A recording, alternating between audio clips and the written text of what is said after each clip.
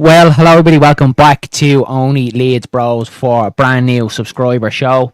A show that we're going to be looking to run the first week of every month, giving you the opportunity to come on and voice your opinion, concerns, hot topics, opinions, questions, whatever you have about Leeds United. First of all, we'll head across to the brother Dillo, see how he's getting on. Dillo, what's happening? All good, lads. All good. My emotional status is overdone. I'm okay. We're still gonna win the championship. We're gonna win the whole lot of it. Yeah, I'm all good. I'm all good. Good, feeling better now, and just takes All time, good. doesn't it? Like sometimes it takes more time than the rest of us to kind of recover. I was kind of okay, yes, but even more so today. I'm back confident again. We've more than enough in the squad to do enough, haven't we? Anyway, we'll crack on anyway. First guest, the man who's always here, been here from the very start, the very first person in on the live. It's Danny. Danny, what's happening, buddy? Thanks for popping in. How are you keeping? A few technical difficulties there, but it looks of it from Can the you hear us all, Dan? Danny, No. looks like he is gone. We'll move on to the next one. I'm sure Dan will be back in the building. A bit of a little issue there. What's going on? Everything seems to be a bit froze here at the minute. We'll bring in our next guest, Matt Leeds. Matt, how are you keeping, buddy? Thanks for popping in. How are you? I'm good. I'm doing good. Good, mate. Thanks for popping in. Anyway, what's happening? What's your thoughts of Leeds United so far this season? Are you happy enough how things are going? Or what's your thoughts so far? Yeah, I'm happy with the way things going. We're third. We're only 3 points off the top, so we're still like there. As long as we stay there, I think at some point we'll overtake the other two, and I think we'll win the league. I just don't like. I don't understand the people that are saying like it's one loss and it's like it's like a crisis. Like we're not even near there. It's almost like I don't know. It's kind of weird. Yeah, to only be 3 points off the top, there's a bit of a meltdown going on at the minute. And you can only imagine my fear is now Derby on Saturday. Could you imagine if we lose against Derby on Saturday? The meltdown that would be across Leeds United. So let's hope Leeds United get the 3 points and avoid that from happening, because I'm sure, like, what's your opinion of Daniel Farke at the minute? Are you Farke in, Farke out? I'm fucking right now. Like, Yeah. It's fine. I mean, I get annoyed at his subs, but the rest of it's fine. Like, I get annoyed, like, we always wait till the 70th. But besides that, he's a good manager. Yeah, that kind of seems to be the same though with all Leeds fans at the minute, isn't it? We all kind of seem to have the same thing. Well, obviously, a certain percentage of the fan base that are saying Farke out now, they kind of want him out the door now. But the ones that are kind of a little bit kind of like we're kind of happy enough with Farke, we do kind of still trust him. But there is criticism there from even the Farke in saying about his waiting too long for the subs. And would you agree that even Saturday was probably the first time the half time was actually even an opportunity to change the game, because it wasn't going our way at all on Saturday, and he never did. He prolonged it to the 70th minute again. Would you say that's probably Farke's biggest criticism? Yeah, I mean the game at the weekend, like I think we played not great in the first half. I don't think anyone was really great, but like I thought honestly, the first half I actually thought Pirro was actually all right. I thought the first half he wasn't too bad. Yeah, agree with you there. Yeah, he got a couple of like good passes as well. There was one where the ball like came to him and he just flicked it I think he like flicked it out the non-turn. I was like, where's that come from? Yeah, he seems to be starting to grow into that role. And look, in fairness to him, he hasn't really played it much, has he? Since he's came to Leeds. Like obviously, the start of last season, it was very much he was in the 10 and Rutter was playing the 9. I know we kind of swapped him for a bit, but then Bamford obviously came back in and the turn of the year as well. He hasn't really been playing like consistently that number 9 for Leeds. So do you think that it's Pirlo is kind of starting to come into his own? Like the more he kind of gets time there, he can start to grow and start to play the position, because there was definitely glimpses. And I think the second half he dipped off, but the first half he definitely showed that he's starting to play that role a little bit better, isn't he? Yeah, I mean, still sometimes he goes a bit invisible in games where I would prefer someone else up front that would actually run around. But it just feels like I saw like some clips on Twitter of like he would be like there'd be no press at all on their defense, and it would just be like they basically just can have the ball and like they have all the time.